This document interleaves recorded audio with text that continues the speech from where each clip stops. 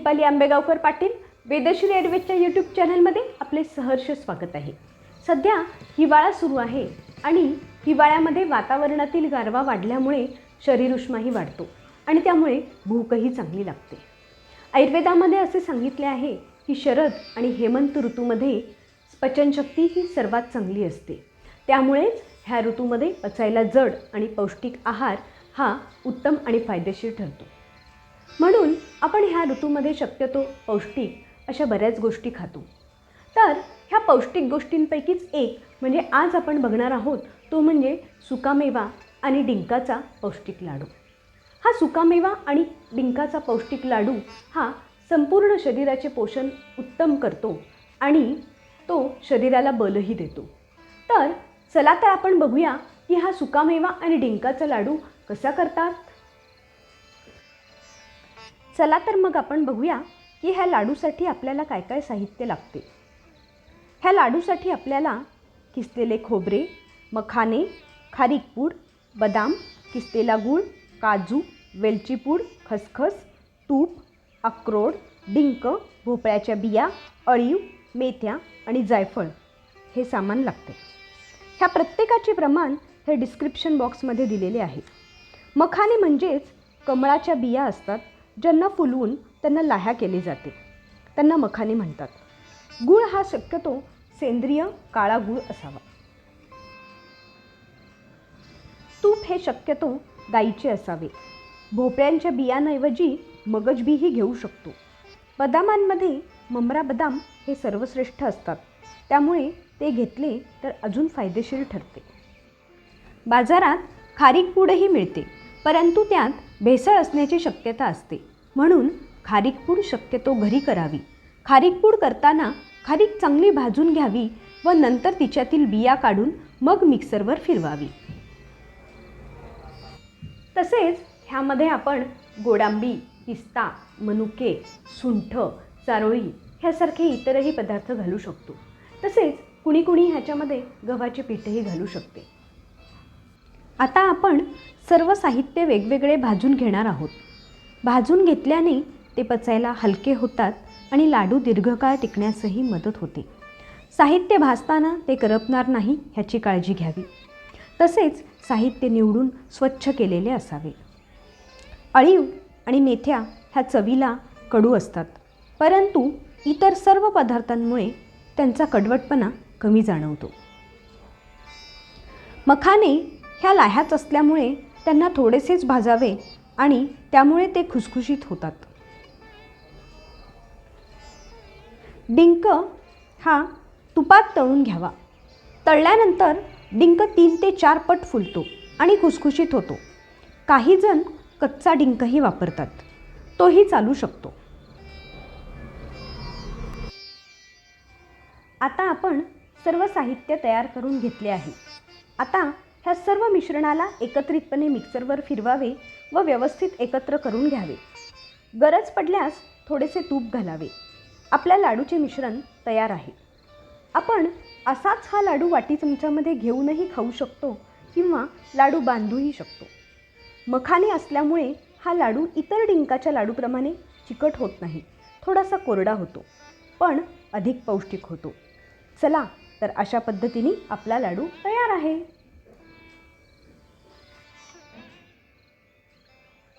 सुकामेवा आणि डिंक तसेच इतरही सगळे पदार्थ हे उष्ण, पचायला जड आणि पौष्टिक असले तरीही प्रत्येक पदार्थाचे काही वेगवेगळे गुणधर्म आहेत, ते आपण बघूया।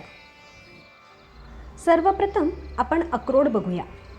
अक्रोडचा आकारच मेंदूसारखा असल्याने निसर्ग साधर्म्याने अक्रोड बुद्धिवर्धक आहे, परंतु त्यासोबतच मेंदूचे आजार जसे की पक्षाघात आहे, नसांची कमजोरी आहे, त्यामध्येही अक्रोड अतिउत्तम ठरते। तसेच अक्रोड हे शुक्रधातुवर्धकही आहे। अळीव अळीव बहुगुणी पदार्थ आहे। मुलामुलींची उंची वाढवण्यासाठी अळीवाचा विशेष उपयोग होतो। तसेच शरीरातील वात कमी करत असल्यामुळे बाळंतपणामध्ये, कंबरदुखीत, अशक्तपणामध्ये अळीवाचे लाडू, खीर किंवा नुसतेही अळीव आपण घेऊ शकतो। बाळंतपणामध्ये दूध चांगले येण्यासाठीही अळीवाचा खूप उपयोग होतो। तसेच अळीवाने केसांना आतमधून मजबूती येते। अळीवामुळे पोट साफ होण्यासही मदत होते. त्यानंतर बघूया काजू.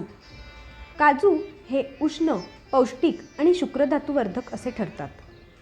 ओले खोबरे. ओले खोबरे हे पित्तशामक आहे, परंतु सुके खोबरे उष्ण असते, परंतु त्यामुळेच त्याच्यामधून स्निग्धता आणि बल देण्यासाठीही हे उत्तम असते. मेथ्या. मेथ्या ह्या शरीरातील वात कमी करून कंबरदुखी आणि अंगदुखी कमी करण्यासाठी उपयोगी ठरतात. तसेच मेथ्यांमुळे वजन कमी करण्यासाठीही ह्याचा फायदा होतो. डिंक. साधारणतः डिंक हा काटे बाभुळाच्या झाडाचा चीक किंवा रस आपण म्हणू शकतो. डिंक हा 7ही धातूंना पोषक ठरतो. तसेच मुख्यतः डिंक हा हाडांना बळकटी देण्यासाठी उपयोगी असतो. ह्यानंतर बघूया बदाम. बदाम स्मरणशक्तीवर्धक, पौष्टिक आणि शरीरातील मांस वाढवणारे असतात, परंतु मेद वाढवणारे नसतात. बदाम त्वचा आणि केसांसाठीही उपयुक्त ठरतात. यामध्ये ममरा बदाम वापरल्यास त्याचे सर्वश्रेष्ठ फायदे मिळतात. मखाने. मखाने हे गर्भस्थापक आहेत. त्यासोबतच अशक्तपणा कमी करणारे आणि थंड असल्यामुळे पित्त कमी करणारे आहेत. लाडूमधील इतर घटक द्रव्य हे उष्ण असल्यामुळे इतर घटक द्रव्यांची उष्णता कमी करण्यासाठीही मखाण्यांचा उपयोग होतो. तसेच लहान मुलांसाठीही मखाने अतिशय पौष्टिक आहेत. भोपळ्याच्या बिया. भोपळ्याच्या बिया ह्या हृदयासाठी उपयुक्त ठरतात. तसेच कोलेस्ट्रॉल कमी करण्यासाठीही याचा फायदा होतो आणि संधिवातामध्येही भोपळ्याच्या बिया उपयुक्त आहेत. खारीक.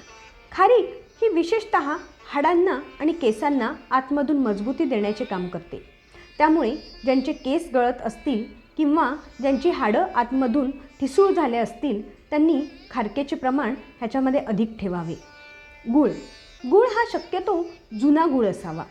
गूळ हा मूत्रशोधक असून उष्ण आणि स्निग्ध असतो. आणि वेलचीपूड. वेलची ही सुगंधी, कफ कमी करणारी आणि त्यासोबतच भूक वाढवणारी असते. एकूणच ह्या पौष्टिक लाडूचे फायदे खूप जास्ती आहेत. सर्व शरीरातील धातूंचे पोषण करणारे असे हे लाडू आहेत. ज्या व्यक्तींना खूप जास्ती थकवा येतो किंवा ज्यांचे पाय दुखतात अशांसाठी ह्या लाडूच्या सेवनाने ह्यांचा थकवा कमी होऊ शकतो. तसेच ज्या मुलामुलींची उंची कमी असते किंवा वाढीच्या वयामध्ये मुलामुलींची उंची वाढण्यासाठी ह्याचा फायदा होतो. ज्यांचे वजन कमी असेल त्यांचे वजन वाढण्यास ह्या लाडूमुळे फायदा होऊ शकतो, परंतु जर वजन जास्ती असेल तर त्यांचे वजन वाढत नाही. ह्याच्यामुळे मसल गेन व्हायला मदत होतो, परंतु फॅट वाढत नाही. तसेच ज्यांना रक्ताची कमतरता म्हणजे ॲनिमिया आहे अशा लोकांनाही ह्या लाडूमुळे रक्ताची कमतरता भरून काढण्यास मदत होते. ह्या लाडूच्या सेवनाने हाडांना मजबूती मिळायला मदत होते. ज्यांना संधिवाताचा त्रास आहे, ज्यांची हाडे ठिसूळ आहेत किंवा ज्यांच्या सांध्यांमधील वंगण कमी झाले असेल त्यांनाही फायदा होतो. ज्यांच्या शरीरामधील वात वाढलेला आहे किंवा ज्यांचे हातपाय खूप दुखतात, ज्यांना पक्षाघात झालेला आहे किंवा ज्यांच्या नसा कमजोर झालेल्या आहेत त्यांच्यासाठी ह्या लाडूमुळे शरीरातील वात कमी होऊन नसा मजबूत होतात. तसेच ज्या दाम्पत्यांना मूल होऊ द्यायचे आहे ह्यांच्यासाठीही हे लाडू एक वरदान आहे. बीजनिर्मिती उत्तम होण्यासाठी ह्या लाडूचा खूप चांगला फायदा होतो, कारण ह्यामध्ये जवळपास सर्व घटक हे बी स्वरूपात म्हणजेच बीजस्वरूपात आहेत. तसेच ज्या पुरुषांचे शुक्रधातू निकस आहेत किंवा ज्यांचे शुक्राणूंची संख्या कमी आहे किंवा ज्यांची मोटिलिटी कमी आहे अशांसाठीही हे लाडू हे औषधी गुणात्मक आहेत. तसेच ज्या स्त्रियांना पाळीच्या काळात रक्तस्राव कमी होतो किंवा ज्या स्त्रियांना पाळी उशिरा येते त्या स्त्रियांसाठीही ह्या लाडूमधील घटक हे औषधी गुणधर्मासारखेच आहेत.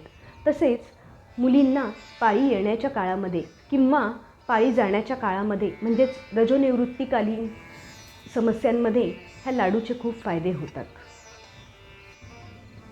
आता हा लाडू कुणी खाऊ नये हे बघूया. ह्या लाडूमधील सर्व घटकद्रव्य ही उष्ण, पचायला जड असल्या कारणामुळे हा लाडू अतिप्रमाणामध्ये खाऊ नये. तसेच हा लाडू रात्री खाऊ नये, कारण रात्री पचायला जड पदार्थ निषिद्ध सांगितलेले आहेत. तसेच ज्यांना भूक लागत नाही, ज्यांचे पोट गच्च असते, ज्यांचे पोट साफ होत नाही किंवा ज्यांना वारंवार गॅसेसचा त्रास होतो, अशांनी हा लाडू खाऊ नये. किंवा जर खायचा असेल तर आधींच्या समस्यांचे निराकरण करावे आणि मग हा लाडू खावा. तसेच ज्यांना मूळव्याधाचा त्रास होतो, ज्यांना रक्त पडते किंवा ज्यांना संडासच्या जागेची आग होते, अशांनी हा लाडू खाऊ नये. तसेच स्त्रियांच्या बाबतीतही ज्यांना पाळीच्या काळामध्ये अतिरक्तस्राव होतो, अशांनीही हा लाडू खाऊ नये. ज्या मधुमेहींची साखर 200च्या वर असेल तर त्यांनी ह्या लाडूमध्ये गूळ न घालता तो लाडू खावा. तर मंडळी, आपण ह्या पूर्ण व्हिडिओमध्ये बघितले की ह्या लाडूचे महत्त्व काय आहे, ह्याच्यासाठी लागणारी साधनसामग्री कशी आहे, हा लाडू कसा करायचा, तसेच ह्याचे शरीरावरील फायदे काय काय आहेत आणि हा लाडू कुणी खाऊ नये ह्याची आपण सविस्तर माहिती घेतली. तर अशाच अनेक व्हिडिओंसाठी तुम्ही वेदश्री ॲडव्हेंचर यूट्यूब चॅनलला नक्की लाईक, शेअर आणि सबस्क्राईब करा. आणि तुम्हाला काही शंका असतील तर त्या नक्कीच विचारा. धन्यवाद.